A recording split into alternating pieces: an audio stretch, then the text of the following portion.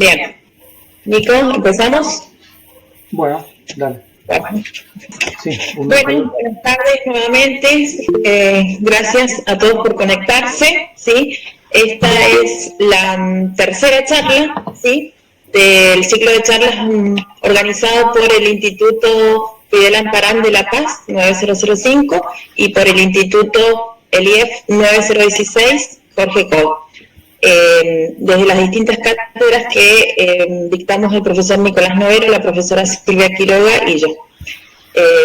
Contamos nuevamente con la presencia de Juan Rivera, ¿sí?, el doctor Juan Rivera, para darnos la charla de hoy día, que el tema es clima de Argentina, con especial énfasis en la provincia de Mendoza.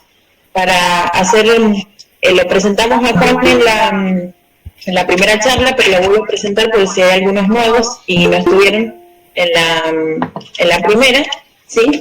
Les cuento más o menos y hago una breve presentación de él. ¿Sí? Él es doctor en Ciencias de la Atmósfera y los Océanos por la Universidad de Buenos Aires, profesor titular en la Universidad Nacional de los Comechingones, investigador adjunto del Consejo Nacional de Investigaciones Científicas y Técnicas, y es autor principal del sexto informe de evaluación del panel intergubernamental sobre cambio climático. Así que, hecha la presentación, Juan, cuando quieras. Bueno,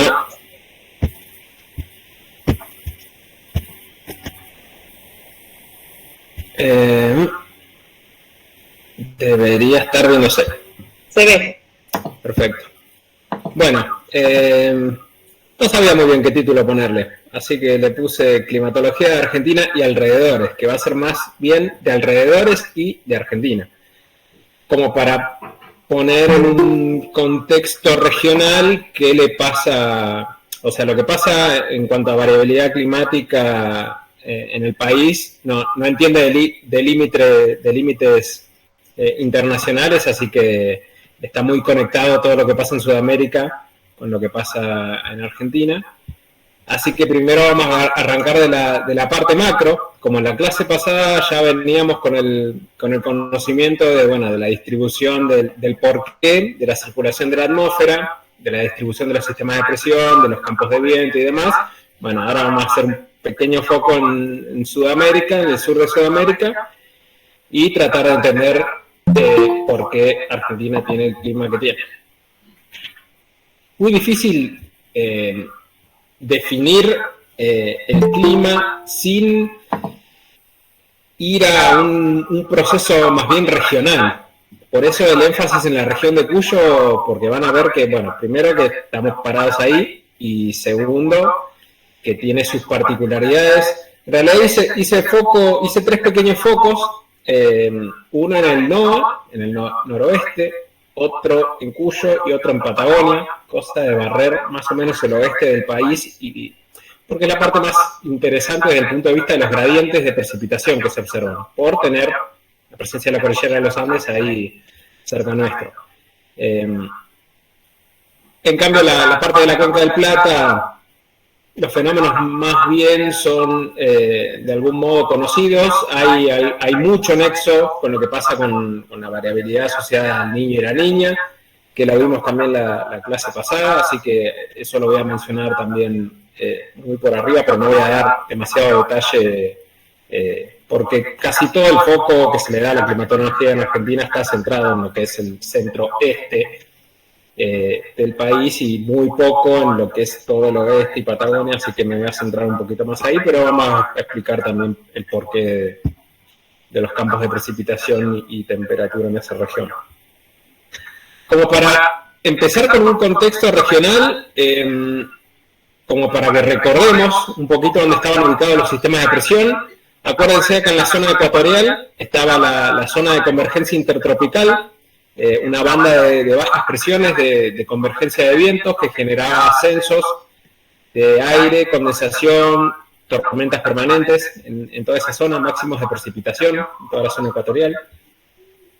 Ahí estaban las ramas de ascenso de las celdas de Hadley. Así que en el campo de precipitación que tenemos acá a la izquierda, lo vamos a ver marcado como una franja de hecho acá está puesto el nombre de ITCZ, no sé si no se llega a ver, después van a tener el PDF. Y acuérdense que estos sistemas de todos los campos de presión y de vientos se movían en función de dónde estaba ubicado el máximo de radiación solar, en qué época del año. Entonces, en invierno en nuestro hemisferio, todos los sistemas de presión van a estar movidos hacia el norte, siguiendo la posición del máximo solar, que va a estar ubicado en el trópico de Cáncer. En nuestro verano, todos los sistemas van a estar movidos hacia el sur, siguiendo la posición del Sol, que va a estar ubicada sobre el trópico de Capricornio.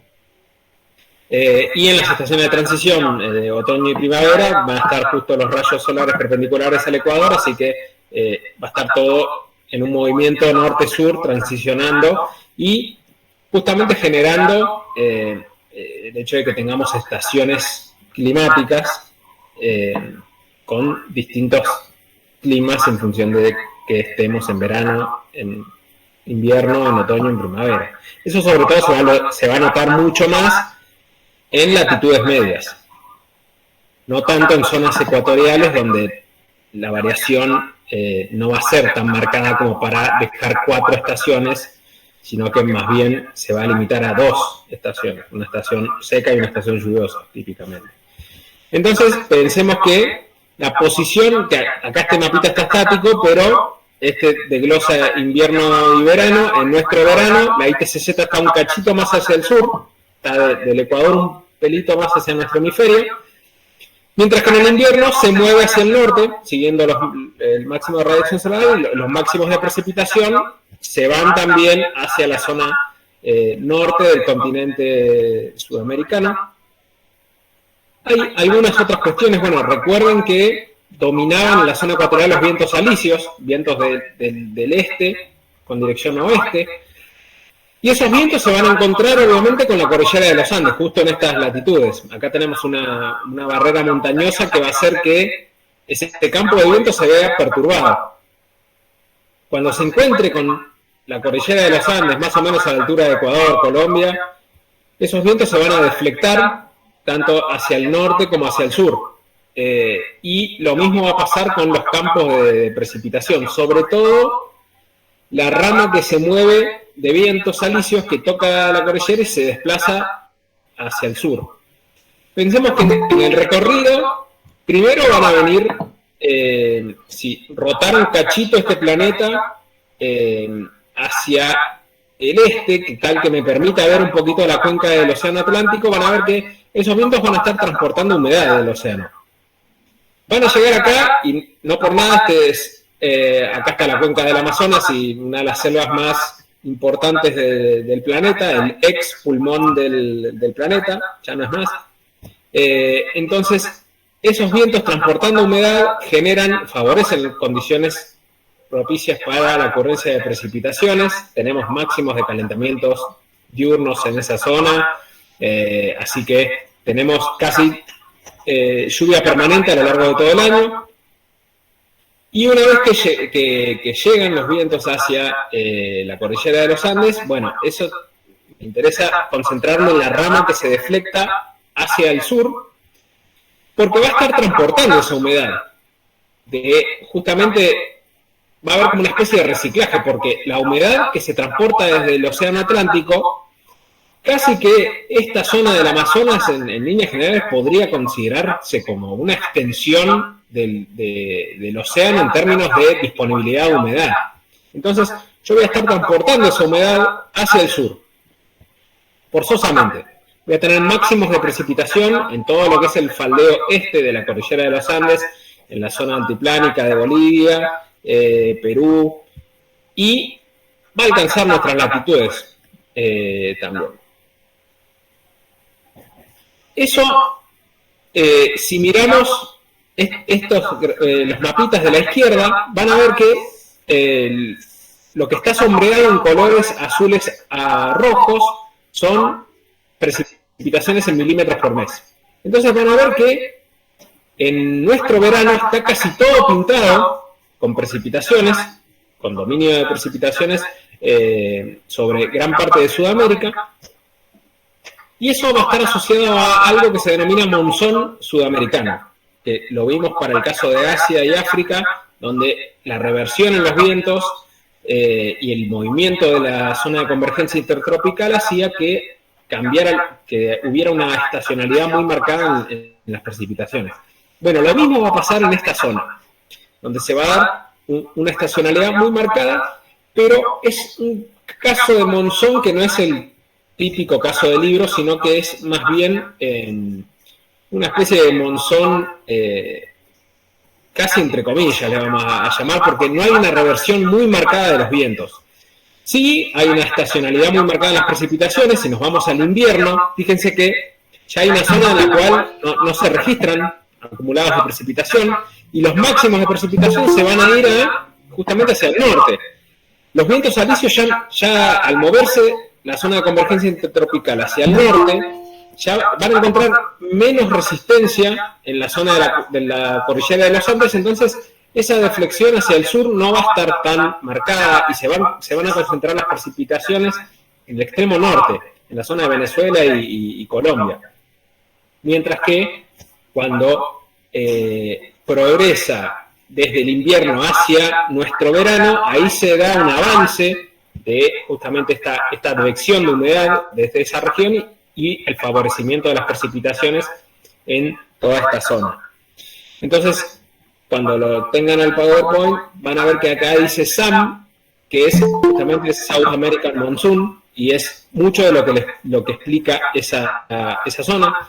Hay una prolongación de estos máximos de precipitación hacia el Océano Atlántico, en una zona que se denomina South Atlantic Convergence Zone, de la cual no voy a entrar demasiado en detalle, pero pensemos que es como una prolongación de esa zona de máximos de la precipitación hacia la zona del Océano Atlántico, un poco favorecido pensemos que está el anticiclón semipermanente en esta región. Entonces va a estar advectando también, va a ser otra componente de advección de humedad hacia esta región, lo cual va a estar favoreciendo algunos máximos relativos en esta zona, principalmente en lo que sería nuestro verano.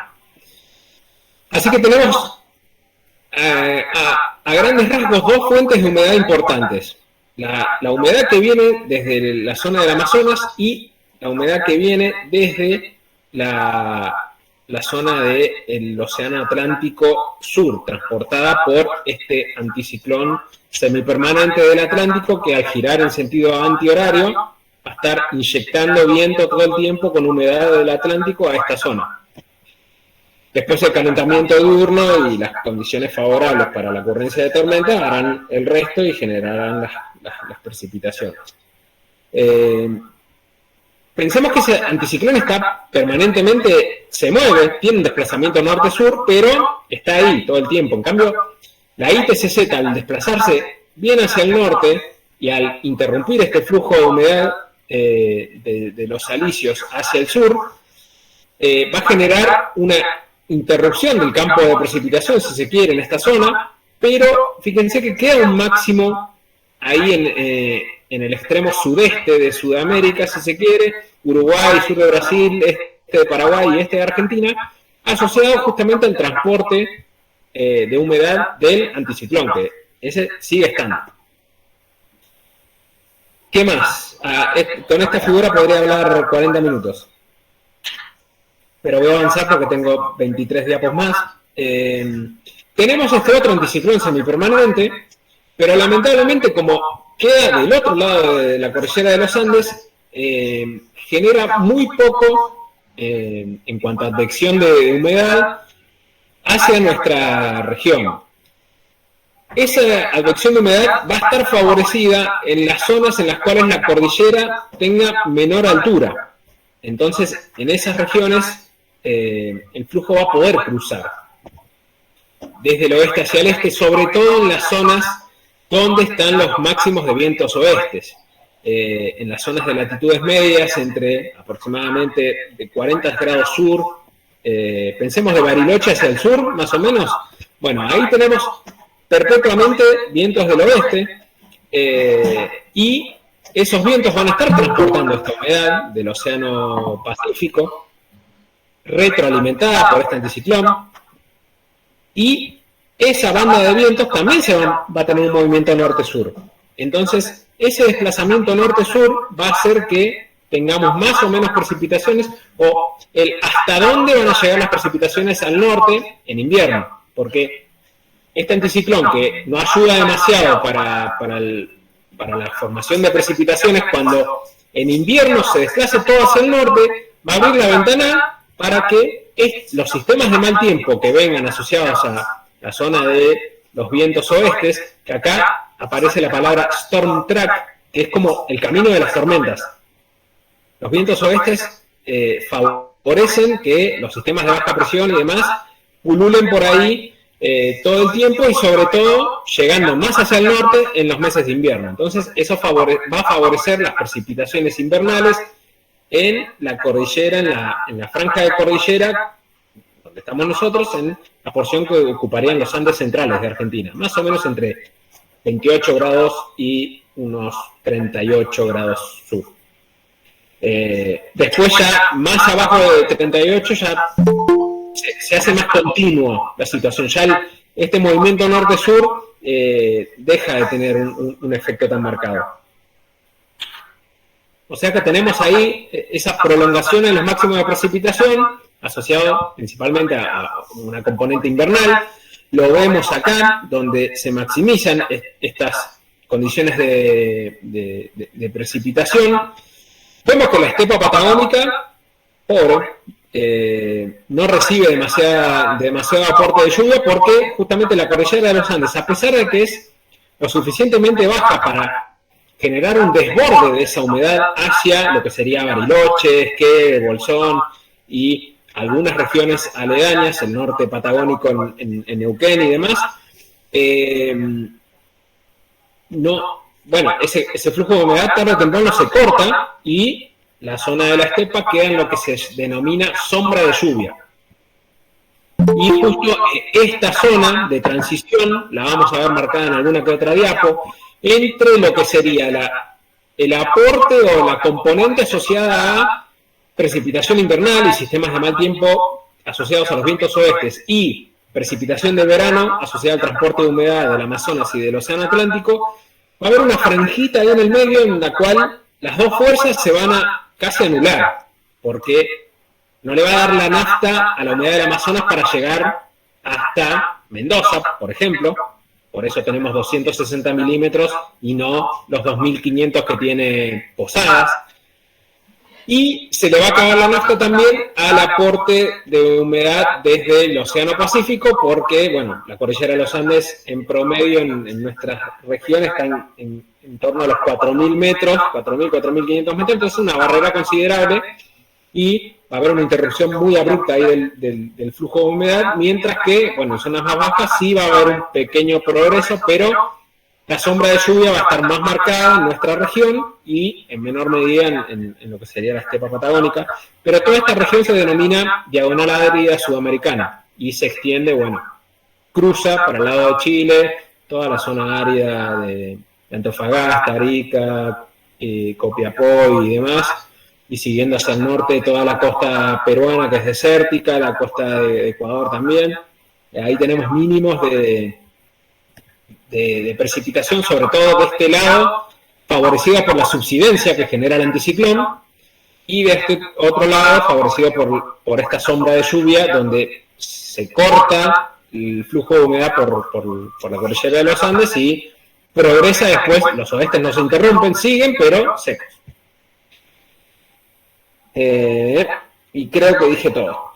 No obstante, en verano fíjense que seguimos con los storm tracks ahí permanentes, pero ya pensemos que como todos los sistemas se mueven hacia el sur de nuevo, el anticiclón se ubica en una posición un poco más al sur, entonces los oestes tienen una influencia más bien en el extremo sur de la Patagonia, generando máximos de precipitación y de nuevo asociados a las porciones más bien cordilleranas.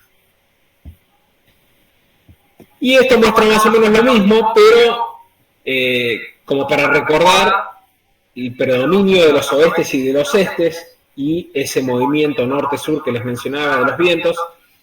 Acá este grafiquito va de 60 sur hasta 20 norte, el Ecuador está por acá, pensemos que en nuestro verano los estes predominan los alisios. Hay un corte más o menos a la altura de la cordillera, así que tenemos un corte transversal que muestra que ahí tenemos una interrupción de ese flujo de los vientos alisios, sobre todo en niveles bajos. Acuérdense que la humedad y el contenido de vapor de agua se maximizaba en niveles bajos de la troposfera, así que fantástico, porque lo que se escape por encima de la cordillera va a ser despreciable en cuanto a cantidad de vapor de agua disponible para generar precipitaciones. Y los vientos oestes, ubicándose los máximos entre 40 y 45 grados sur. Fíjense que cuando nos vamos al invierno, todo eso se mueve hacia el norte, los alisios se desplazan del Ecuador hacia el hemisferio norte, y estos máximos de los oestes están más o menos en 30 grados sur, moviéndose al desplazarse el sistema de alta presión semipermanente del Pacífico Sur hacia el norte. Y eso va a impactar obviamente de nuevo en la precipitación, el progreso de la precipitación hacia el norte. Y esto, de nuevo, verano o enero, en este caso el panel superior, y julio el panel inferior, donde vemos nuevamente en colores sombreados las zonas de precipitación asociadas principalmente en enero a este transporte de humedad de los vientos alisios, chocando con la cordillera de los Andes, progresando hacia el sur, dándose este máximo en la zona de convergencia del Atlántico Sur. Acá podemos ver medio dibujado el anticiclón, ahí siguiendo la flechita de los vientos. Una zona de convergencia también donde se juntan los dos aportes, el del Amazonas y el del Atlántico, más en latitudes un poquito más bajas, asociadas al aporte del anticiclón, y algo nos llega al resto de Argentina. Obviamente el este y el norte se van a ver más favorecidos, y de ahí va a empezar un degradé hasta el oeste, o por lo menos hasta la cordillera de los Andes. Y acá, bueno, el anticiclón bien intensificado en enero, bien movido hacia el sur, los vientos oestes pasando bien por latitudes más altas, algún máximo de precipitación habrá bien en el extremo sur de Patagonia, y luego en invierno, cuando todo se mueve hacia el norte, ya esos máximos progresan, se intensifican, tenemos un transporte de humedad, y los sistemas de mal tiempo hacen de las suyas. Y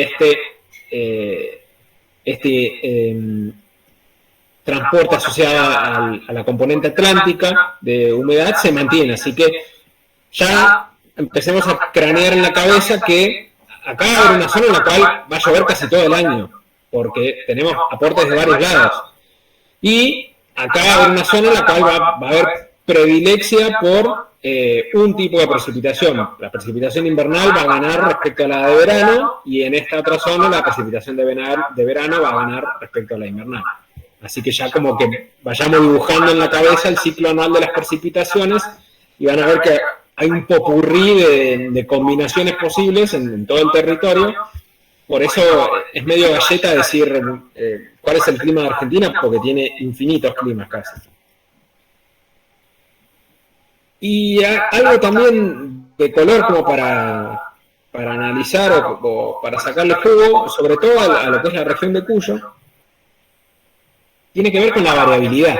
No solo el valor medio, sino la variabilidad. Son dos cosas que yo, para definir clima, decir que llueven 250 milímetros en Mendoza no me dice nada.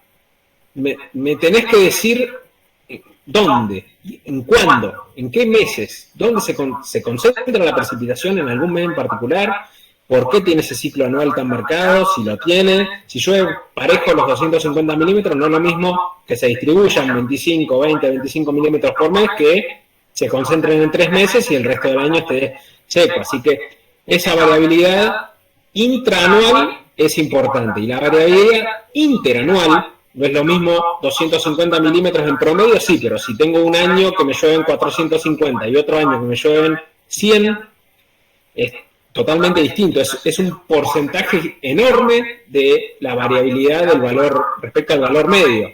No es lo mismo si yo estoy en Posadas y un año me llueven 3.000 y otro 2.000 y mi media es 2.500, y por ahí algo de impacto pueda tener, pero si vos estás en una región semiárida y de 250 te vas a 450, ya estás hablando de casi el doble de precipitaciones. Si de 250 te vas a 100, ya estás hablando de un déficit muy marcado. Entonces, tiene que haber una combinación sí o sí entre valor medio y variabilidad. Si no, la climatología no te dice nada de valor medio.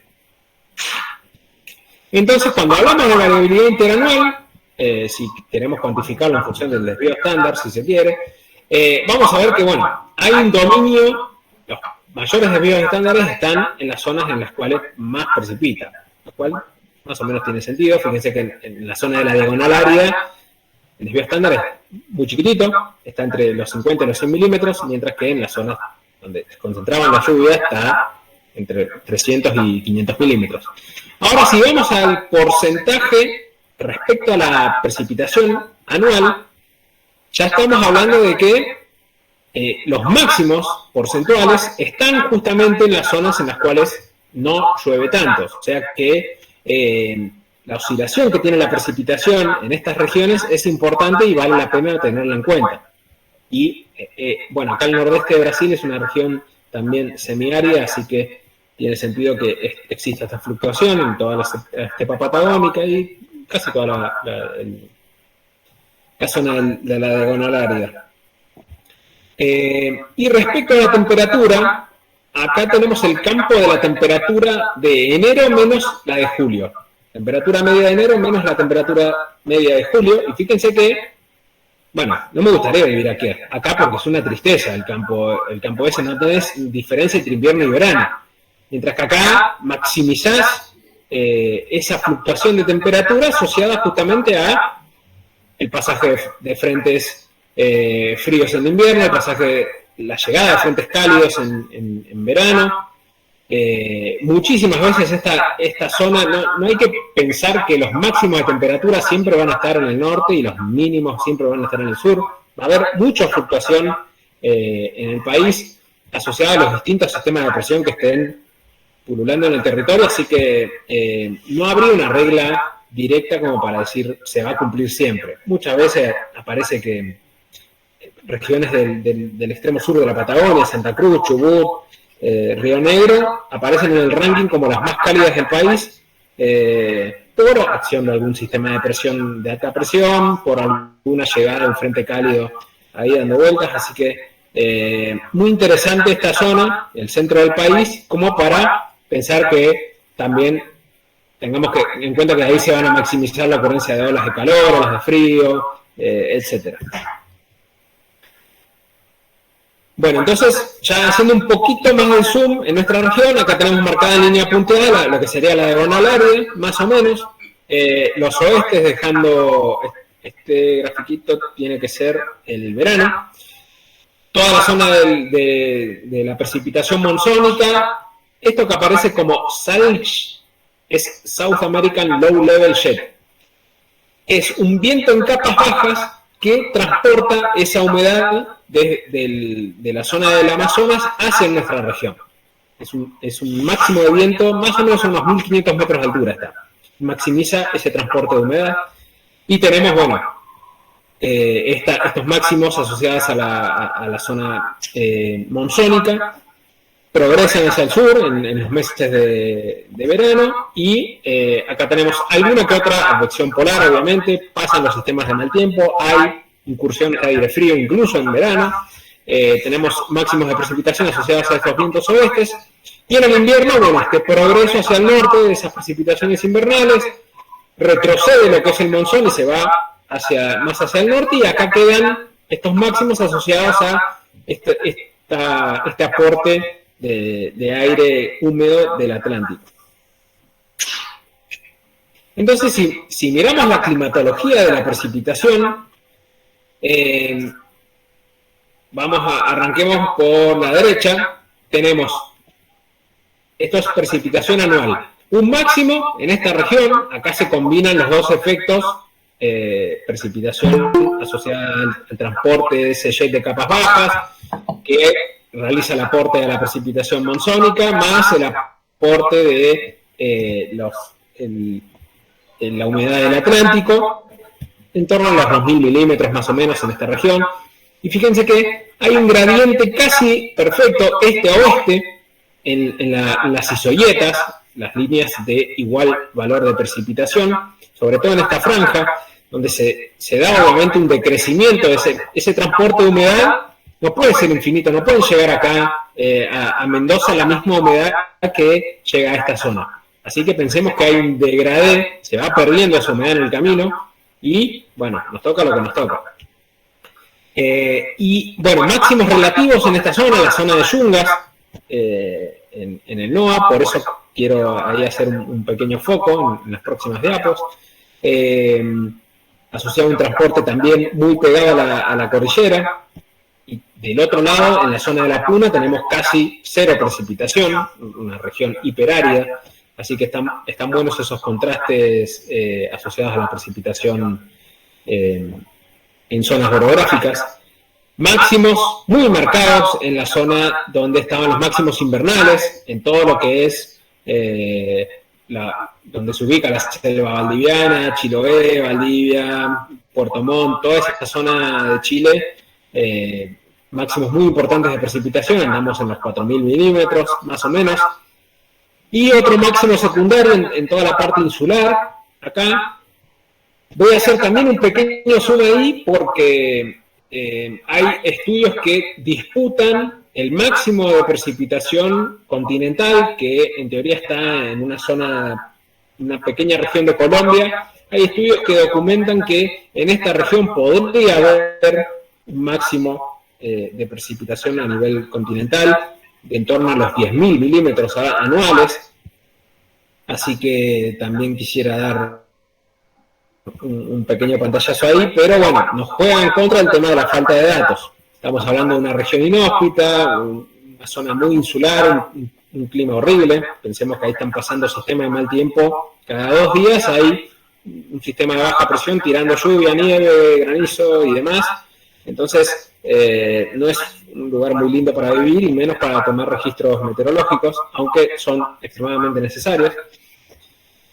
Y respecto a las isoyetas, tal vez escucharon hablar de la expansión de la frontera agropecuaria en toda esta zona. Entonces, eso habla del corrimiento, de un mayor aporte de precipitaciones en esta zona, hace que esas isoyetas se desplacen hacia el este, favoreciendo justamente que cultivos como el de la soja puedan darse en regiones en las cuales no era posible. Si pensamos en que sin agroquímicos y glifosato mediante y modificación genética de semillas, pensemos que hay un límite natural en torno a unos 600 milímetros para el desarrollo de ese tipo de cultivos. Bueno, ya después fue bajando la vara, al haber cultivos resistentes a la sequía, ya estamos hablando en 400 milímetros, entonces podemos pensar que en el este de Mendoza en cualquier momento van a plantar soja. Y se dio ese corrimiento en las isoyetas que favoreció justamente esta expansión en las áreas en las cuales se podía dar ese tipo de cultivos. Obviamente, esto no. El que pensó en que ese cambio iba a ser perpetuo se equivocó rotundamente porque, teniendo en cuenta la variabilidad de las precipitaciones, luego cuando retroceden, cuando se empieza a revertir la tendencia y las isoyetas vuelven hacia su posición original, quedarse expuesto una buena franja en esta zona del país, en lo que sería Córdoba, Santiago del Estero, La Pampa, quedarse expuesto a que plantaste un cultivo que pensaste que iba a ser o iba a tolerar las precipitaciones anuales y después se te revierte el régimen de precipitaciones y, bueno, ahí es donde empieza la puja por la plantación de cultivos que no son nada saludables y nada adaptados a ese entorno geográfico. Y después, bueno, un poquito el ciclo anual, como para desligarnos de esta foto que es el anual acumulado, miremos lo que es la precipitación en una ciudad que se llama Iratí, bastante pareja, no podría hablar de un predominio de las precipitaciones en algún momento del año, bastante parejas a lo largo del año, pensemos que estamos muy cerquita de acá. Puerto Casado, en el extremo norte de Paraguay, tiende a ya mostrar una forma un poquito más monzónica, con un predominio de las precipitaciones en verano. Buenos Aires tiene 2 máximos, pero en los meses de marzo y otoño, las estaciones de transición, ahí se nota bien la interacción entre, pasajes frutales, transporte de humedad desde el Océano Atlántico. En el verano sigue habiendo, si bien los máximos son en esos 2 meses en particular, en el verano sigue habiendo valores superiores a los de invierno por la llegada de la humedad desde el Amazonas. Santa Rosa ya empiezan a bajar los acumulados, manteniendo esos máximos en los meses de verano. Ceres igual, pero un poquito más. Mientras más al norte nos vayamos, más se va a marcar ese aporte en los meses de verano. Todas las escalas van de 0 a 200 milímetros, así que todos los grafiquitos son comparables. Salta, fíjense que en invierno casi que tiene 0 precipitación, mientras que en los meses de verano, en enero, casi 200 milímetros. O sea que concentra muchísimo la precipitación gracias a este aporte de humedad proveniente del norte. San Martín, aquí al este de Mendoza, representativo de lo que le pasaría a todo el este de la provincia, incluido el Gran Mendoza, incluido Alvear, San Rafael, con precipitaciones relativamente parejas, tirando a escasas, entre 10 y 20 milímetros, entre mayo y septiembre más o menos. Ya cuando empiezan a activar las tormentas, ahora en los meses de primavera, se empieza a notar el incremento de las precipitaciones, sobre todo en los meses de verano. Así que pensemos que las tormentas como las de anoche o los días pasados ya están dando cuenta de que se empezó a activar ese transporte de humedad desde el norte y algo está empezando a llegar. Bueno, falta todavía que estemos más metidos dentro de la estación de lluvia como para tener ya un aporte un poco más permanente y que esta ocurrencia de tormenta se dé con un poquito más de frecuencia, o por lo menos totalizando acumulados mayores. Bariloche, mostrando los máximos invernales asociados a justamente ese desborde de la precipitación que les contaba. Obviamente, si graficara Puerto Montt, que está justo del otro lado, Bariloche está en 850 milímetros, más o menos, 900 milímetros, y Puerto Montt debe andar en 2500 más o menos, así que tendría la misma pinta el ciclo anual de precipitaciones, pero con máximos mucho mayores. Y concentrados ya entre marzo y agosto, tenemos ahí casi toda la precipitación anual. Comodoro Rivadavia y Lago Argentino las pongo como para que veamos que Comodoro Rivadavia es un ejemplo claro de lo que sería la estepa. Cualquier punto que hubiera elegido de por acá me hubiera dado más o menos la misma pinta. No hay una predilección, no hay una preferencia por la ocurrencia de precipitaciones en alguna estación en particular. Y Lago Argentino, pensemos que estamos apenitas del otro lado de la cordillera y fíjense que ya es estepa pura. Tenemos algún pequeño máximo en invierno de algún sistema o algún aporte que traspasa ahí, sobre todo en forma de nieve, pero pensemos que es una zona totalmente de estepa y justo ahí vamos a hacer un pequeño zoom para tratar de entender el porqué. Porque del otro lado tengo 10.000 milímetros en las islitas y de este lado tengo 200. Un gradiente posiblemente de los más grandes que existan en el planeta. Y como para seguir un poquito con valores medios, cosas más bien intuitivas. La precipitación diaria máxima del año, en promedio, para el periodo 60-2010, acá podemos ver que la zona del norte y noreste del país, superando los 100 milímetros, la zona de Mendoza está en aproximadamente unos 47 milímetros. Pensemos que es el promedio de los máximos diarios de esos 50 años. Habrá habido días en los cuales llovió 60 milímetros, habrá habido días en los cuales llovió 30, en promedio da más o menos los 40. Y la máxima longitud de rachas secas donde se contabiliza la cantidad de días en promedio en los cuales no se registraban precipitaciones. Mendoza entre 70 80 días en promedio, de nuevo 50 años de datos. Obviamente toda esta zona área de la Puna y demás, acá tengamos en cuenta que estamos trabajando con productos grillados, entonces el tamaño del píxel va a jugar a favor o en contra de regiones más o menos áridas, así que habría que tener ahí un poquito de cuidado, y lo conveniente sería hilar mucho más fino, pero bueno, es lo que se usó en este estudio. Pero como para que tengamos una idea, bueno, toda la zona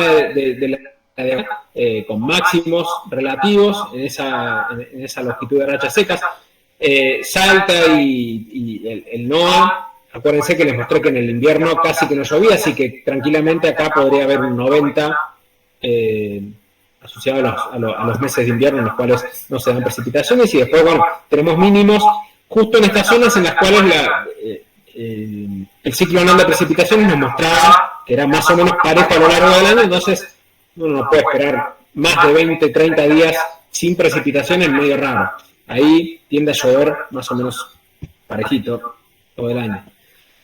Otra cosa a destacar, si nos ponemos tal vez en un contexto un poquito más mundial respecto a lo que pasa con las precipitaciones, no solo ese transporte de humedad y estas condiciones relativamente más cálidas en el semestre cálido entre los meses de primavera, verano y otoño, favorecen el desarrollo de sistemas convectivos muy importantes, de los más importantes del planeta.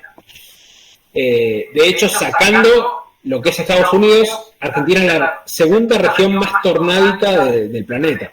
Entonces pensemos que en el centro del país se desarrollan sistemas con violentísima energía para generar acumulados de precipitación muy importantes, vientos destructivos, granizo de gran tamaño, etc. Este grafiquito muestra más o menos lo mismo, pero lo que grafica es la tasa de rayos, y están graficados en cantidad de rayos por minuto. A ver, déjenme mover esto. Sí. Los colores más rojitos están hablando de 15 rayos por minuto más o menos, y los bordeaux están hablando de 20 rayos por minuto, y eso da idea. Esto se puede medir a nivel satelital, entonces midiendo esa cantidad de rayos por minuto da idea de la energía que tiene disponible ese sistema convectivo para indirectamente generar hidrometeoros, ya sea precipitaciones en forma líquida o granizo. Y asociado a eso, obviamente, mientras más energía, más como para generar fenómenos significativos desde el punto de vista meteorológico. Y las dos columnas más o menos grafican lo mismo. Los tres mapitas de la izquierda hablan de núcleos convectivos profundos, que son tal vez celdas un poquito más conglomeradas, más aisladas, pero de desarrollo vertical muy elevado. Estamos hablando de que en Mendoza, fíjense que tenemos los máximos ahí casi a nivel continental, tenemos los máximos de tasas de rayos, y estamos hablando que en Mendoza en los meses de verano los topes de las tormentas podrían alcanzar los 15 a 16 kilómetros tranquilamente, y los mapas de la derecha muestran lo que serían núcleos convectivos más amplios. Estamos hablando de sistemas convectivos de extensión de unos cientos de kilómetros, así que, bueno, acá en la región de Cuyo coexisten ambos sistemas, y estos, bueno, generan no solo fenómenos significativos, sino acumulados de precipitación que a Mendoza le salvan el año, porque estos se dan, hay tres mapas porque hay uno en primavera, los de arriba, en verano los del medio, y en otoño los de abajo. Predomina lo que pasa en verano en Mendoza, así que la precipitación asociada a esos sistemas es la que le salva las papas al verano en nuestra región, mientras que el resto del continente, fíjense que en verano en Sudamérica acá parece como blanco. Entonces, no piensen que acá no hay rayos o que no está precipitando, sino que precipita pero de otra forma. Y acá lo mismo, este estudio también marcó la máxima altura del eco de 40 decibeles, que no importa, pero fíjense que dice mayor a 14,2 kilómetros, o sea que estamos hablando de la extensión vertical de las tormentas, y tenemos un máximo relativo ahí a nivel regional. Y de nuevo esta tasa de rayos, donde tenemos otros máximos relativos por acá. Y este último mapa muestra la distribución geográfica de la frecuencia de tornados, donde la zona A es la más tornádica del país, la zona B tiene la mitad de la frecuencia de tornados respecto a la zona A, y la zona C tiene la mitad de la frecuencia de ocurrencia de tornados respecto a la zona B. O sea que va decayendo la frecuencia de ocurrencia de tornados, pero fíjense que el 60% de Mendoza cae en una zona tornádica. Y ni que hablar, bueno, la región núcleo del país, provincia de Buenos Aires, sur de Santa Fe, norte de La Pampa y Córdoba, la región generadora de tornados por excelencia. Asociado justamente a todo esto que estamos viendo, máxima ocurrencia de rayos, el desarrollo vertical de los sistemas y demás. Si nos vamos a la temperatura, el patrón, las cosas respecto a la temperatura son más o menos obvios. Tenemos los máximos, si pensamos en la climatología, en las zonas del norte. La orografía va a imponer justamente un limitante y vamos a tener condiciones más frías cuando tenemos mayores alturas, en la zona patagónica, obviamente, con valores medios en torno a los 10, 12, 8 grados. Cantidad de días con heladas, obviamente va a ser proporcional, van a haber menos días con heladas en el norte, más días con heladas en el sur. De nuevo, estos son valores climatológicos. Cantidad de días con noches tropicales, que son las noches en las cuales la temperatura mínima se encuentra por encima de los 20 grados. De nuevo, todo medio intuitivo, la Patagonia 0, o el extremo sur por lo menos de la Patagonia 0, mientras en el norte estamos hablando de más de 100 días con noches tropicales. Y si miramos las tendencias, en este mapita vemos los colores rojitos, me dicen que la temperatura mínima se está incrementando a lo largo del tiempo. Los negros me dicen que no puedo hacer nada, y los azules que está disminuyendo esa temperatura. Entonces, fíjense que hay un predominio de colores rojos, o sea que la temperatura mínima se ha estado incrementando a lo largo del tiempo, con lo cual es intuitivo pensar que la cantidad de noches tropicales se estuvo incrementando también en el tiempo, y justamente este umbral de 20 grados está más bien relacionado con el confort para el descanso de un ser humano, así que pensemos que nos estamos enfrentando cada vez a condiciones en las cuales se complica más el descanso por culpa de este incremento en las noches cálidas. Bueno, y ahora empecemos con ese desglose que les decía. Pero más o menos los mecanismos, ya se imaginan que no van a escaparse demasiado a lo que ya les dije. Si hacemos un pequeño zoom en lo que es el NOAA, en la región norte del país, este mapa horrible que muestra colores ahí, pero casi como si agarrara un pincel, un cepillo de dientes y pusiera témpera y lo frotara, y está ahí como salpicado de colores. Bueno, es un producto satelital de altísima resolución, tiene una resolución espacial de 250 metros, entonces por eso es que podemos ver un degradé muy marcado en cuanto a los colores, donde los azules obviamente mayor precipitación y los rojos menor precipitación.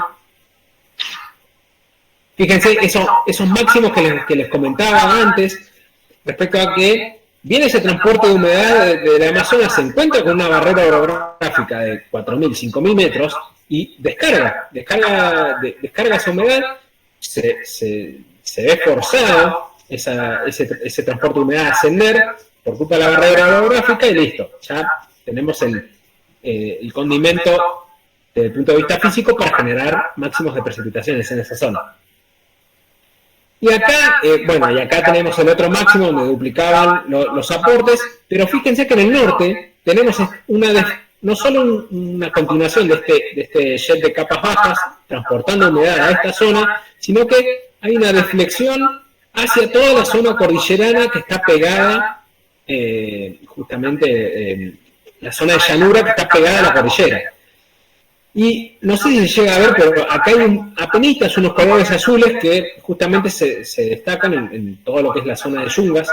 Ahí tenemos una complejidad impresionante en cuanto al gradiente de precipitación.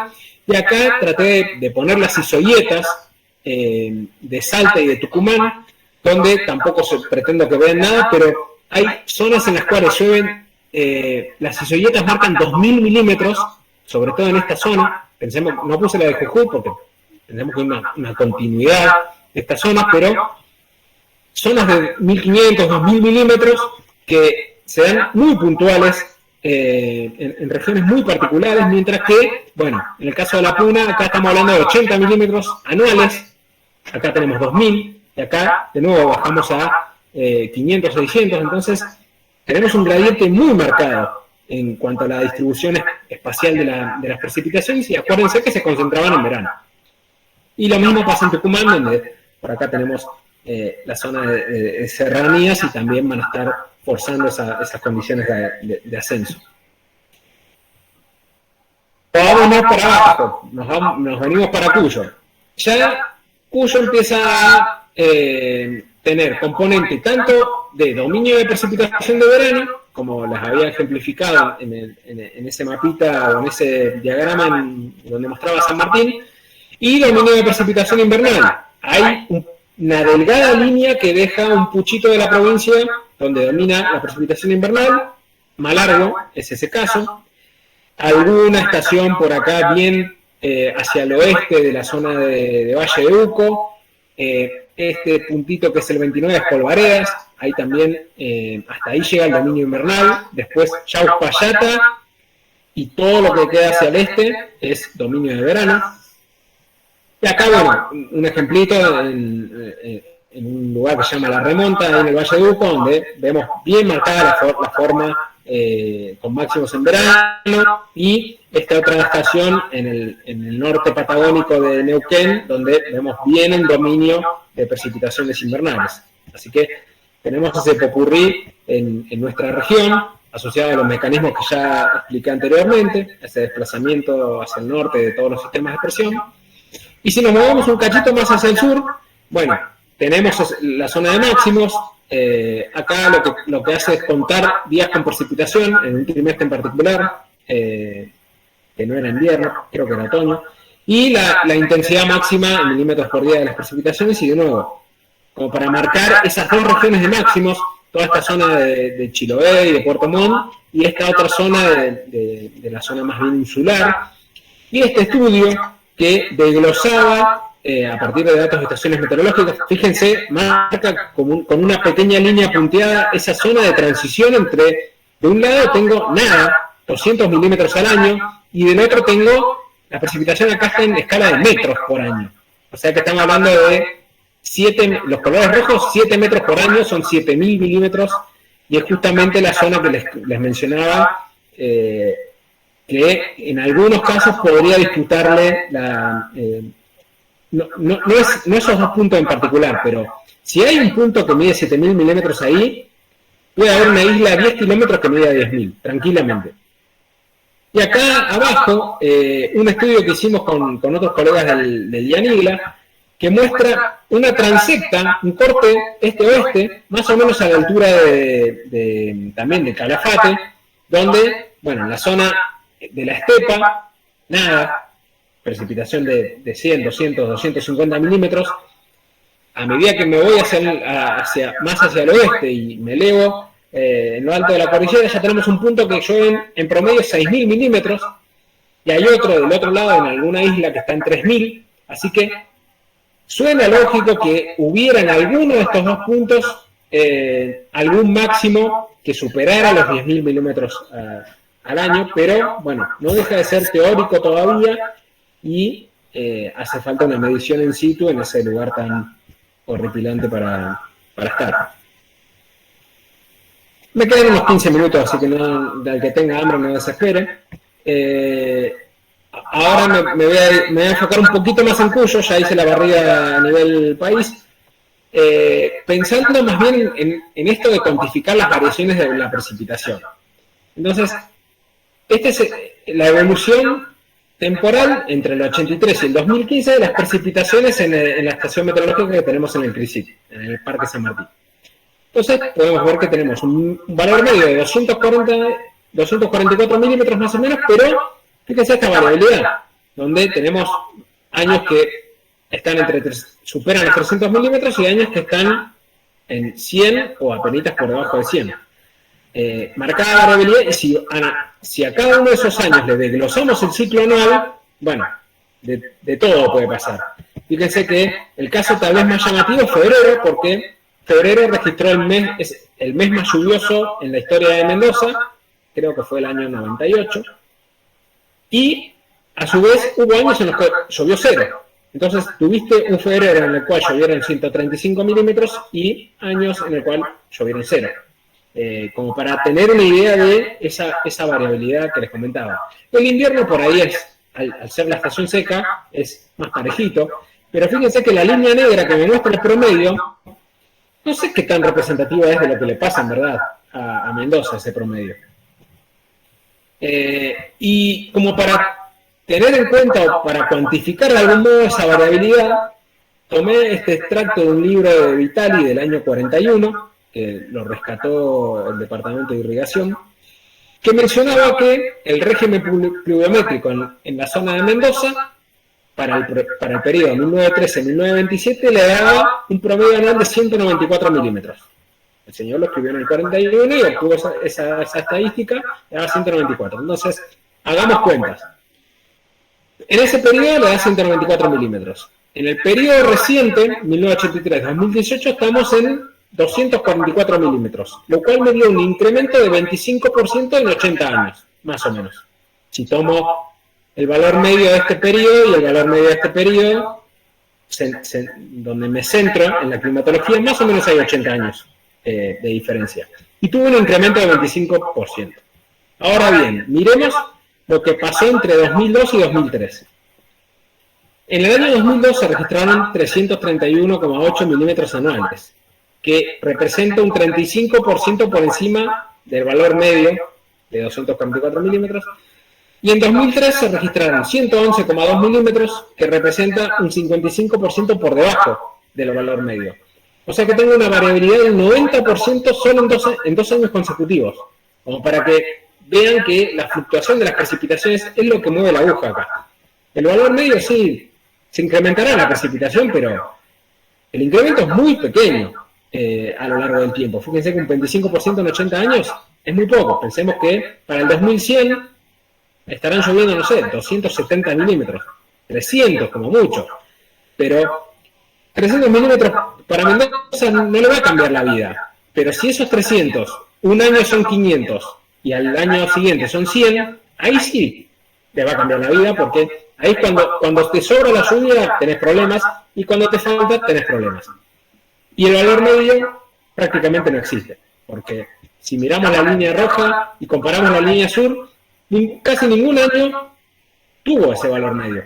La precipitación oscila entre ese valor, pero no necesariamente se va a registrar un valor medio en algún momento de la vida. De hecho, la probabilidad de ocurrencia de un valor medio en precipitaciones es cero.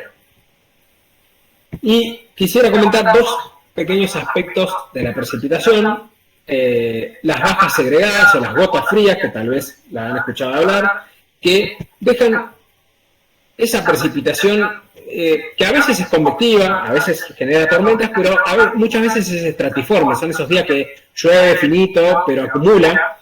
Y son sistemas de baja presión en altura que, como su nombre lo indica, está como separado de el núcleo o el sistema de presión que las tenía contenidas. Acá tenemos cómo estaría dibujado en un campo de presión en altura, donde tenemos un sistema de baja presión cerrado, y acá un pequeño esquemita donde se muestra donde ese núcleo de aire frío se queda como encapsulado allá a lo lejos. Por lo general se queda de este lado de la cordillera, generando problemas en Chile y en nuestra región. Acá un ejemplo famoso que ocurrió en el año 2015, en marzo, donde, bueno, se dieron acuérdense, de las zonas más áridas del planeta, y se dieron acumulados superiores a los 45 milímetros en toda la zona norte del territorio chileno. Y en nuestra región se dieron también acumulados entre 60 y 80 milímetros en diversas zonas de la provincia, sobre todo en las regiones propensas a registrar precipitaciones durante los meses cálidos. Y acá un pequeño grafiquito que ilustraba ese transporte de humedad. Cuando se maximiza, cuando tengo mayor humedad disponible en el ambiente, tengo mayor tanta tasa de precipitación como extensión areal de esa precipitación. Bueno, algo asociado a la precipitación invernal, donde quisiera destacar el rol que juegan los ríos atmosféricos, que tal vez lo escucharon nombrar en algún momento, pero son los que nos está faltando para generar nevadas significativas en alta montaña. Un río atmosférico es una larga y angosta corriente en chorro que usualmente se desarrolla por delante de un sistema frontal y que transporta grandes cantidades de vapor de agua desde el Océano Pacífico hacia el continente. Pensemos que si esta línea con triangulitos es un frente frío y esa L marca un sistema de baja presión, justo por delante de ese sistema frontal tengo un máximo de transporte de vapor de agua, el cual va a estar impactando justamente en la zona cordillerana y dejando acumulados de precipitación. Y esto es más o menos cómo se vería la extensión de estos ríos atmosféricos en mapas, tanto para eventos extremos como para eventos intensos, pero vemos que tenemos justamente una zona de máximos de vapor que viene de la zona del continente insular hasta nuestra región. Eso genera, si miramos el esquema de proceso de viento-sonda, es la situación ideal para sondas severas, porque justamente tenemos esta zona de precipitación, nieve, en la zona de Chile. De este otro lado de la cordillera algo trasvasa, acuérdense que llega pero muy poquito, sobre todo de polvaredas para acá, muy poquitito. En Uspallata hay algo de nieve y de lluvia, pero que no le mueve la aguja respecto a lo que es la precipitación anual, y ya de precordillera para acá estamos hablando de condiciones de sonda, donde este aire perdió toda la humedad en cordillera y al descender se calienta, se comprime diabáticamente, se calienta y genera justamente esa condición de sequedad y de incremento en la temperatura, donde, bueno, ilustrando ahí un poquito lo que pasó en agosto, hay una categorización de sondas en función de la ráfaga máxima. Se establecen distintos tipos de categorías, de la Z1 a la Z4,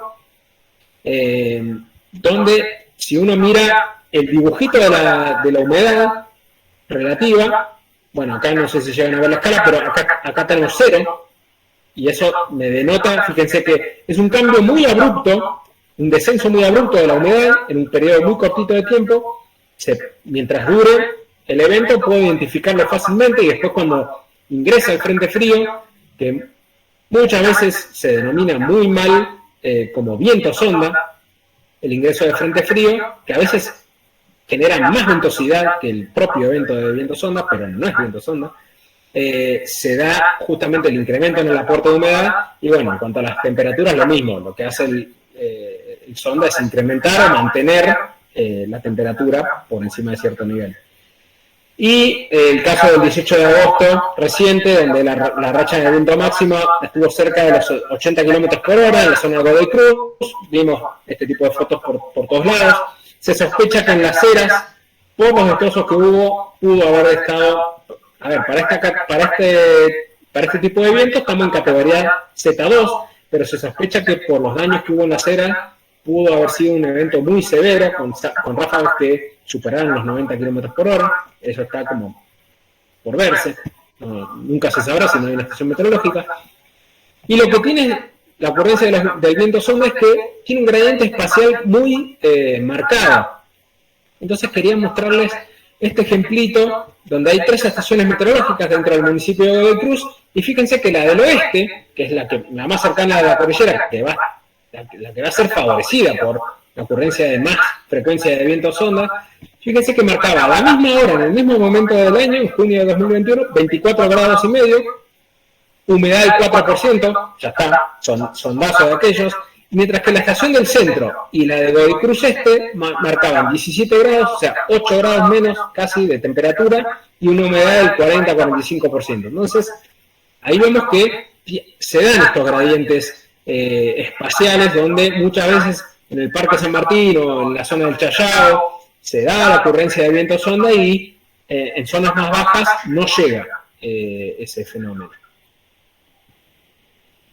Y acá como para que veamos cuándo hay mayor frecuencia de estos eventos, este grafiquito lo puse porque era bien marcado lo que pasa en cuanto a la temperatura, el incremento muy marcado de la temperatura de rocío descendiendo marcadamente, el descenso de la humedad de nuevo y el incremento tanto en la ráfaga como en el viento medio.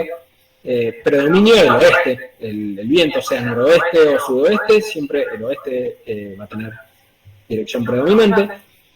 Y la distribución anual de estos eventos, por lo general, la letra MA es Mendoza Aero, la MO es Mendoza Observatorio y la SJ es San Juan.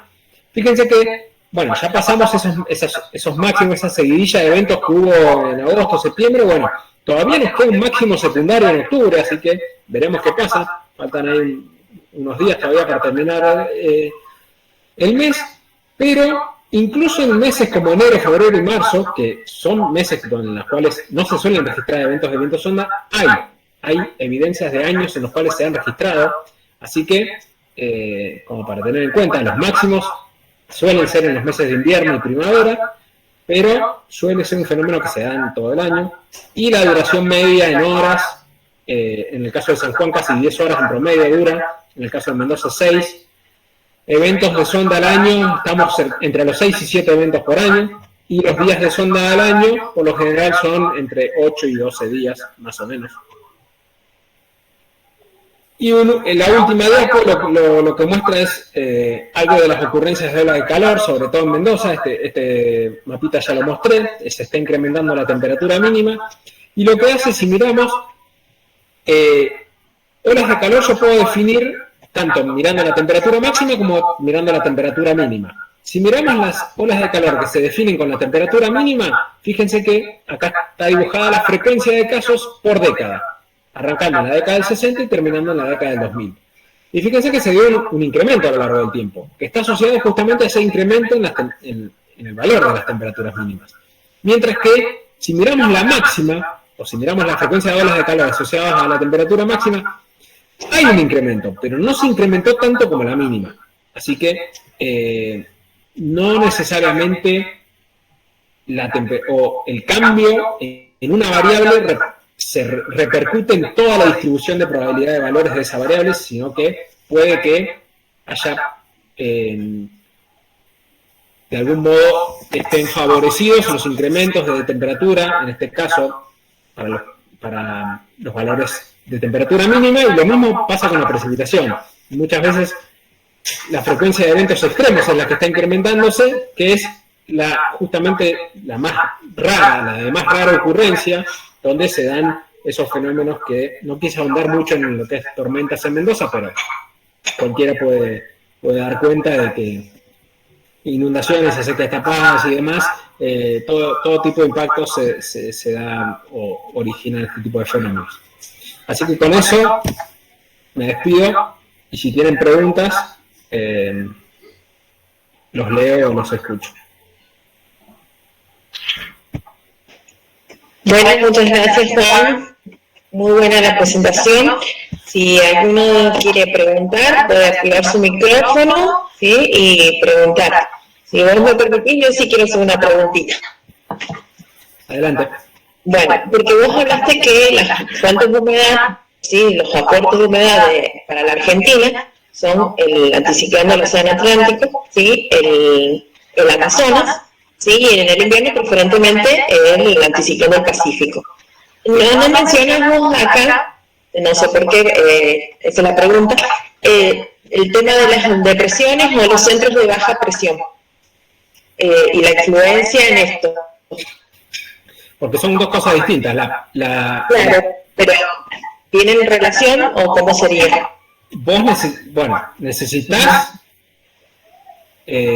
no siempre, pero te vendría bien que tener humedad y un sistema de baja presión. Por eso cuando les mostré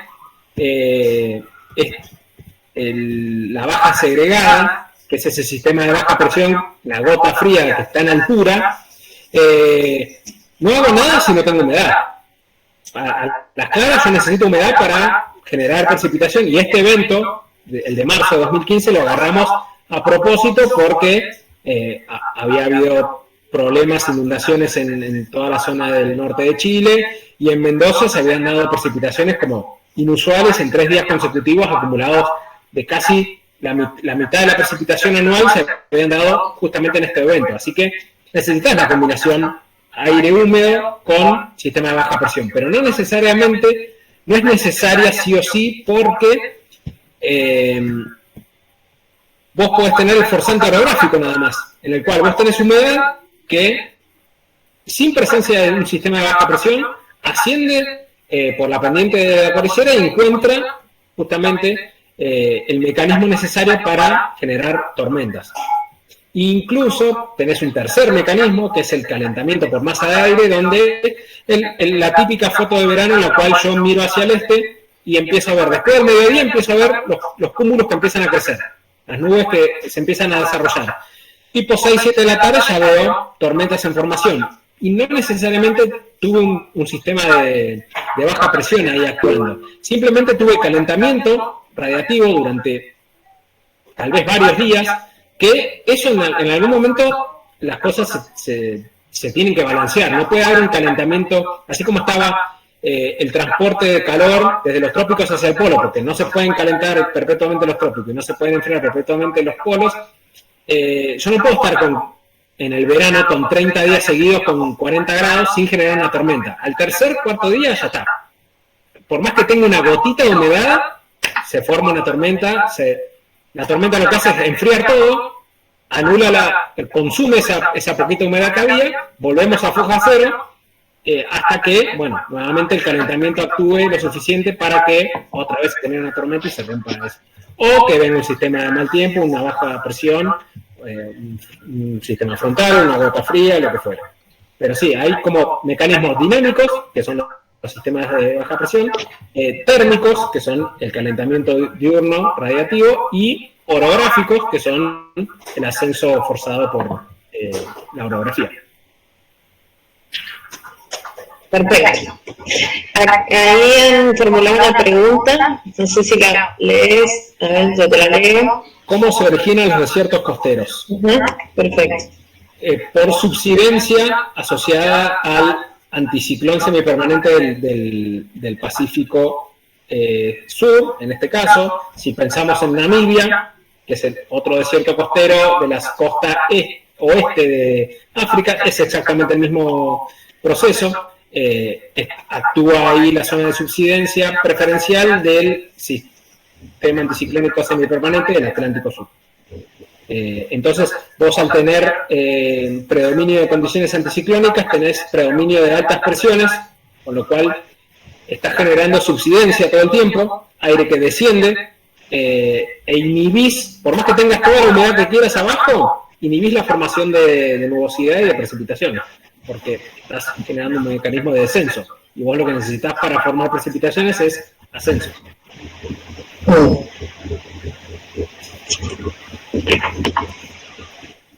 Perfecto.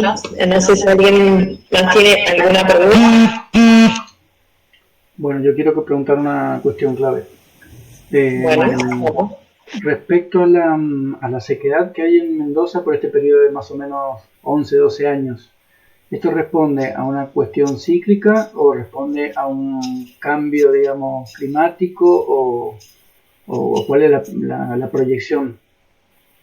Es un poco y un poco. Hay una cuestión cíclica asociada a una predominancia de eventos La Niña, asociada a una fase fría de la oscilación decadal del Pacífico.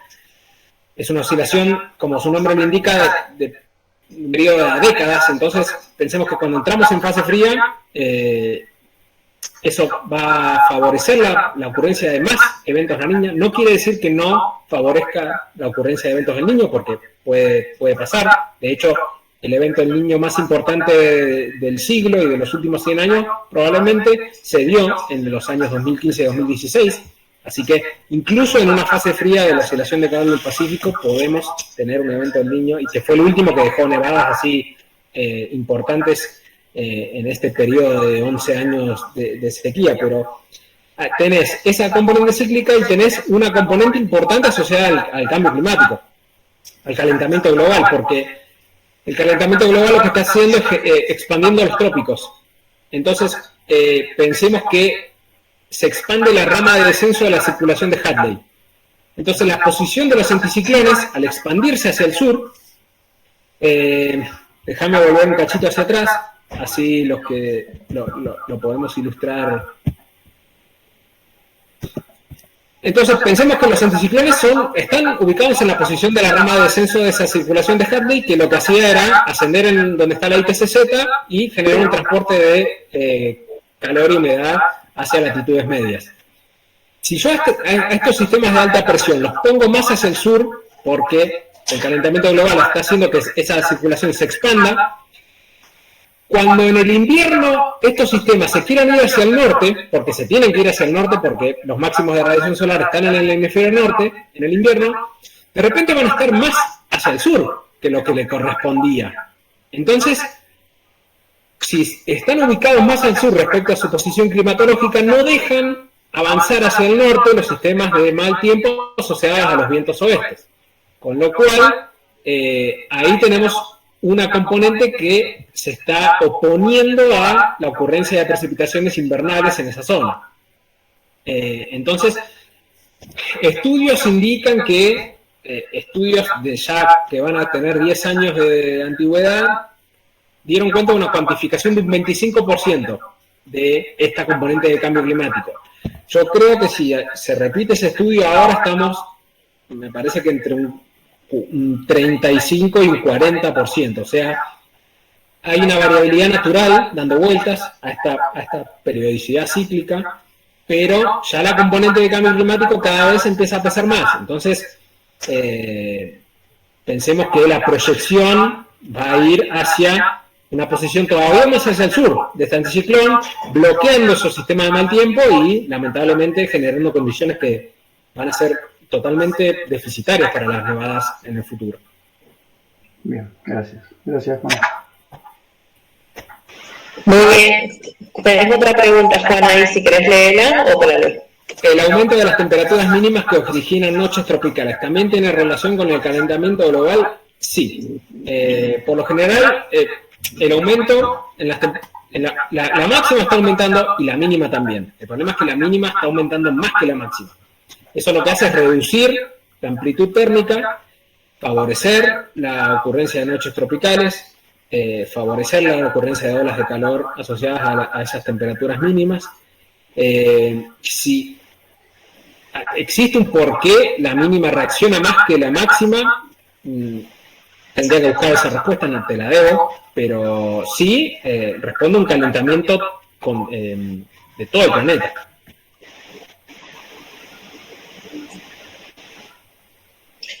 Juan, y vos que hablaste de los ríos atmosféricos, que serían creo que lo interpreté bien si dijiste que eran las causantes de las pocas nevadas. No, ¿Eso de las muchas nevadas. ¿Con lo del cambio climático? Exacto, porque si me voy de nuevo por acá. Acá. Sí o sí, fíjate que acá tenés un sistema de baja presión y un frente frío. Para que este sistema de baja presión esté ubicado acá tan al norte y este frente frío también, el anticiclón se tuvo que haber ido a pasear a otro lado. Entonces, este tipo de situaciones se da sobre todo en ocurrencias de evento del Niño, donde ahí sí, el anticiclón se debilita muchísimo y los sistemas de mal tiempo pueden progresar mucho más hacia el norte. Con un anticiclón fortalecido y desplazado hacia el sur, es como si vos pusieras en un río, en un arroyito, lo que fuera, si pusieras una piedra. Entonces, el flujo ese de humedad sí o sí se va a deflectar, porque el anticiclón actúa como si fuera un bloqueo. Así que, predominantemente por circulación atmosférica, esos vientos o esos máximos de humedad se van a mover, se van a deflectar hacia el sur, siguiendo los máximos de los oestes, y van a dejar precipitaciones en todo lo que es la cordillera patagónica sur, pero no progresando hacia el norte donde la necesitamos.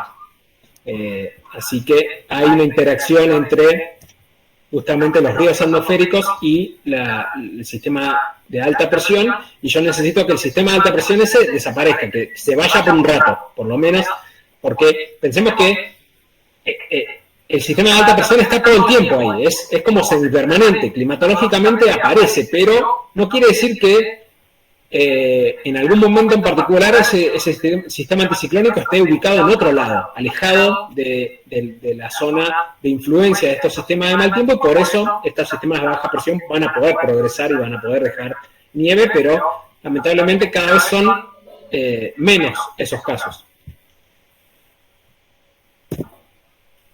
Muchas gracias. ¿Tenés otra pregunta ahí en el...? ¿Por qué el Amazonas no es más el pulmón verde? Porque un estudio reciente hizo un balance de... Pensemos que históricamente era como el oxigenador del planeta, porque en procesos de fotosíntesis capturás dióxido de carbono y liberás oxígeno. Deforestación, incendios y demás hacen que el balance entre captura y emisión ya es desbalance. O sea, el Amazonas está emitiendo más de lo que captura. Está emitiendo más dióxido de carbono del que captura.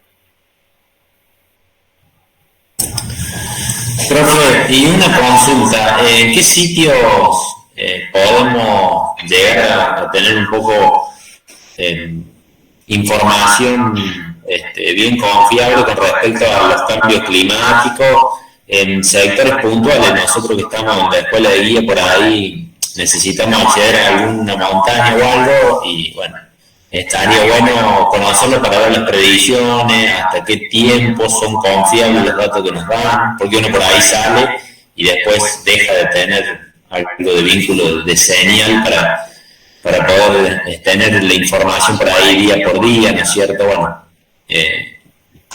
mira, acá creo yo que el que estudia ríos atmosféricos y se dedicó mucho más a la meteorología de alta montaña, se llama Maxi Viana. Él hizo un experimento una vez que dijo, bueno, agarró el mejor modelo meteorológico que le parecía, agarró una comparación de muchos modelos meteorológicos, se fue a Plaza de Mulas y estuvo 10 días ahí verificando el pronóstico. No le pegó nunca, ningún modelo meteorológico. Así que, dependiendo de dónde te vayas, podés mirar 10.000 páginas, bajarte 10.000 apps en el celular y todo lo que quieras, pero el verano es muy complicado sobre todo en alta montaña, porque así como te decía que, bueno, el flujo de humedad va disminuyendo su intensidad, y obviamente acá llega muy poquito respecto a lo que llega a Posadas, algo de ese poquito de humedad suele llegar hasta la posición de la Aconcagua y dejar nevadas. Y ese tipo de eventos necesitan un pronóstico que se llama nowcasting, como que es un pronóstico en tiempo real casi. Entonces, lo ideal sería tener una base operativa en Plaza de Mulas donde tuvieras un parte del pronóstico todos los días, analizando toda la situación posible, pero es muy difícil ese tipo de pronóstico, sobre todo por dónde está ubicado la Aconcagua, porque créalo o no, recibe puchitos de flujo de humedades del Amazonas que pueden dejar ocurrencia de nevada. Ha habido tormentas eléctricas en verano asociadas justamente a ese tipo de fenómenos. Y de nuevo, no necesitas un sistema de baja presión para que te genere ese tipo de fenómenos. Puede ser calentamiento de un valle en una escala tan chiquitita que ningún modelo meteorológico la va a ver. En cambio, vallecitos, ya le podemos sacar la ficha más fácil porque es la primera línea de batalla entre el llano y a la alta montaña, sacando precordillera, si se quiere. Entonces, precordillera y vallecitos van a parar de frente los flujos de humedad, y cuando haya una situación de mal tiempo, por lo general, va a ser bastante más pronosticable lo que pasa en esa región. Pero ya humedad que tiene que ir atravesando cadenas montañosas y valles y llegar hasta la Concagua, ya es más difícil el pronóstico. De hecho, la zona del Valle de Uspallata es también bastante intuitivo el tema del pronóstico y bastante infalible. No, creería que cuando hay precipitaciones, y de hecho los sistemas de mal tiempo se mueven hacia el este, entonces las precipitaciones, cuando se activa el Valle de Uspallata, miremos hacia el oeste y esperemos la lluvia porque nos viene. Pero hay como un límite natural ahí que está más o menos en la zona de polvaredas, pero no necesariamente toda la humedad se va a quedar en polvaredas, sino que va a haber algo que se va por algún valle, encuentra alguna pendiente, arma una tormenta, arma nieve. Entonces, alta montaña es muy complicada en verano. Y por ahí, precordillera y Cordón de Plata son más amigables. Te recomiendo Snow Forecast como página para chusmearla. Y tal vez, no sé, yo miro mucho el Windy, que tiene el modelo europeo, el modelo americano y el Icon, que es también europeo. Y tenés 3 opciones. Que sí. Me lo prometes. Por favor. Está bien. Gracias, profe, muy amable. Por nada. ¿Alguien más quisiera preguntar algo? Bueno, yo quería agregarle nomás los modelos predictivos, para que no puedo silenciar a Gabriel. Silenciar porque se te va a escuchar. Sí, pero la actividad no.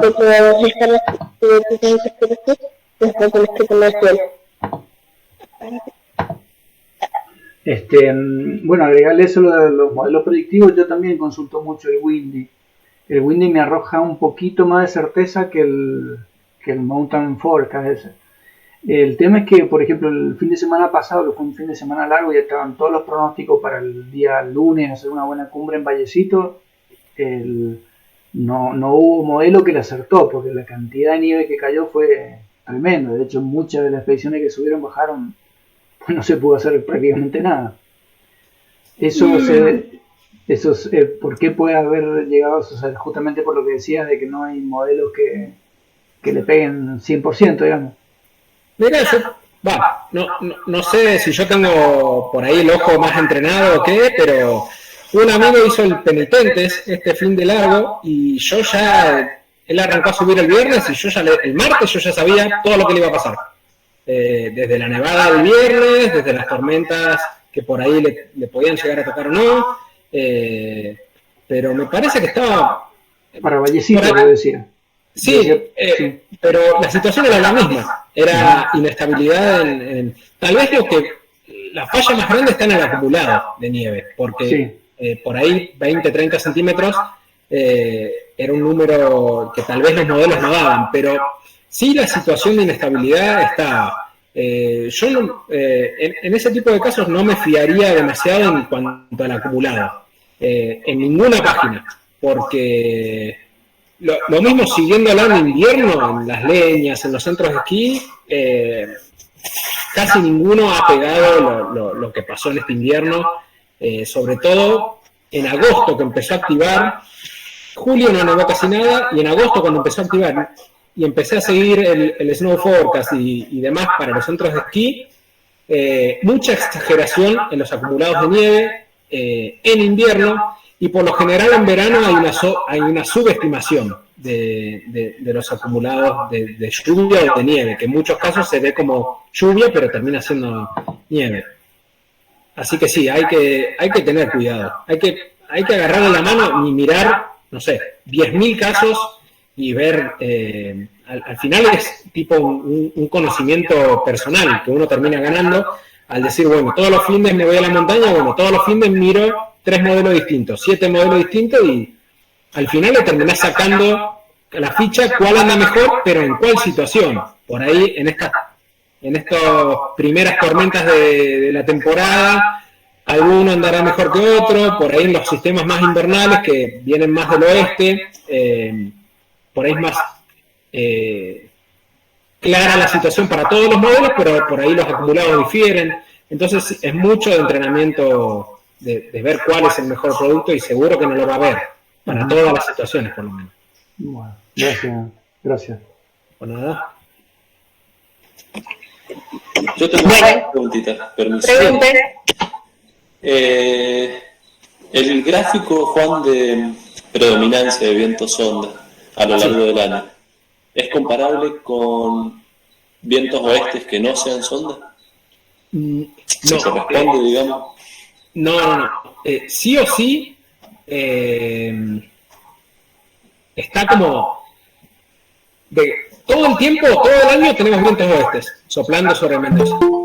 Todo el año, porque estamos en latitudes medias, estamos en 30 y pico grados sur, así que la regla nos dice que tenemos que tener los oestes por acá. Los máximos van a estar en, donde les mostré, en 40, 45, en el verano, y se van a mover hacia el norte en el invierno, pero climatológicamente hablando, ese oeste vamos a tener. No va a ser el cinturón de máximos, pero vamos a tener. Y la identificación de los fenómenos de viento sonda es bastante particular, porque necesito que se cumplan determinadas condiciones. No cualquier evento de viento va a ser fenómeno de viento sonda. La humedad tiene que estar por debajo del 30, sí o sí. Tiene que darse ese gradiente de disminución de la humedad y aumento de la temperatura en un corto periodo. Tiene que estar, a su vez, la presión en mínimos y viento sí o sí con componente del oeste. O sea, tienen que darse muchas condiciones en muchas variables meteorológicas como para que yo diga, listo, es sonda. Así que, por eso también tan poquitos casos. Al año tenemos 6 o 7, como les conté, y hay años que prácticamente lo empieza a activar, y este año recién el primer sonda furibundo, creo que fue en junio, uno que ese que les mostré que se dio en la zona más aledaña del Pedemonte y en el resto del Gran Mendoza no. Y después, bueno, los sondas ya de sistemas de mal tiempo, si está nevando en alta montaña, está cerrado el paso, hay 30, 40 centímetros, bueno, prepárense porque o hay sonda en altura, se ven las lenticulares, o baja en cualquier momento. Es como la regla. Bien. ¿Y esos mínimos de presión atmosférica qué números arrojan cuando yo miro el pronóstico? Y tendrás que pensar en Mendoza por debajo de los 920, 914, 910 más o menos. Pero si lo pasás a presión al nivel del mar, que sería el normal 1013, y andamos por 1005, 1008. Presión baja. Bien. Gracias. Nada. También, bueno, cada estación meteorológica está a una altura distinta. Entonces, Plumerillo está a 750 y la del Parque está a 830 más o menos. Entonces, ya ahí tenés un degradé para los umbrales de presión. Por eso creo que la del Parque es 915 más o menos y la de Plumerillo es 923. Pero andan por ahí los umbrales.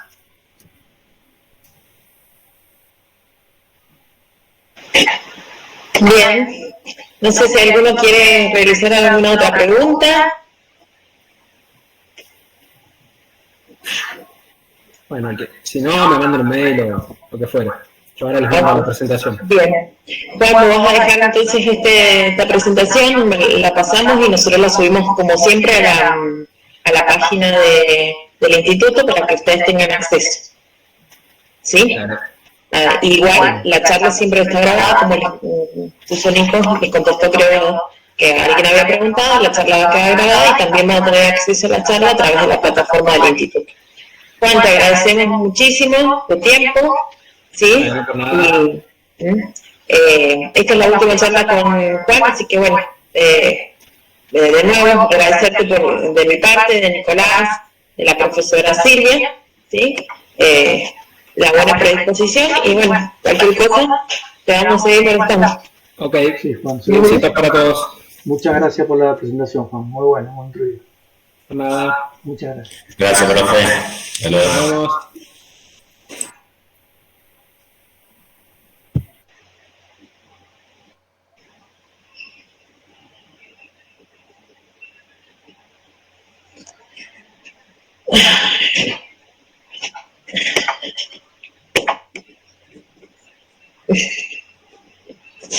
Bueno, bien. Bien, todo bien. Miércoles que viene entonces. Miércoles que viene nos quedan dos más. Sí, la de Vamos. Biología de Montaña Ajá. y después la de Flora y Fauna Mendoza. Sí, bien. Vamos bien. Sí, vamos bien. Le editamos, algunos de mis alumnos no pudieron entrar porque tenían una presentación con otro profesor, qué sé. Como habíamos nosotros... Sí, y mis chicos también tenían una electiva. Sí, siempre pasa. Los horarios Así se que bueno, complican. el miércoles que viene a las 9 ya le vamos a recordar a todos. Y el otro creo que Sí. a las 20. A las 19, puesto. A las De 19. Romina para Coca-Cola, Sí. 19, sí. Bueno, Ujú. entonces a las 19. Ese también, me sería el último. ¿Y ahí después qué hacemos? Ven. Pero sí, vamos a tener que hacer un viaje. Sí, ¿no? Para hacer toda la explicación está bueno. ¿Cuántos alumnos me dijiste que tenés vos? Y yo tengo más o menos unos 60 en total, 50, 60, entre las dos materias. Y Silvia lo mismo, Micro, por lo menos si queremos ir en viaje. claro. Y ahí ¿Se se lo pueden podría... pagar? Sí, sí. Lo que pasa es que son de distintas partes de Argentina, los míos, porque a distancia. Y Porque los de hay unos que Silvia, están virtuales. claro. Tengo alumnos de Tierra del Fuego, de Santa Cruz, de Tierra del Fuego, no, de Bueno, Santa pero Cruz. es presencial para que hagan un viaje. Y no, nosotros hacemos un encuentro presencial una vez al mes. Ahora en pandemia no hemos hecho ninguno. Pero la clase normal es un encuentro presencial, un día miércoles, una vez al mes. Entonces tenemos 4 el primer cuatrimestre y 4 el segundo. Pero en ese encuentro presencial se aprovecha y se hace la salida al terreno. Entonces hay una salida de más o menos 4 días. Dura. Van desde el jueves hasta el domingo. Y ahí hacen, por ejemplo, van a los Altos Limpios y acampan y hacen orientación, bueno, y un montón de otras cosas. Después van a las cuevas y hacen nieve, tránsito por nieve, por glaciar. Después van a Vallecito y también altura. Ahora la última salida que tienen es en San Rafael, que es la sismológica,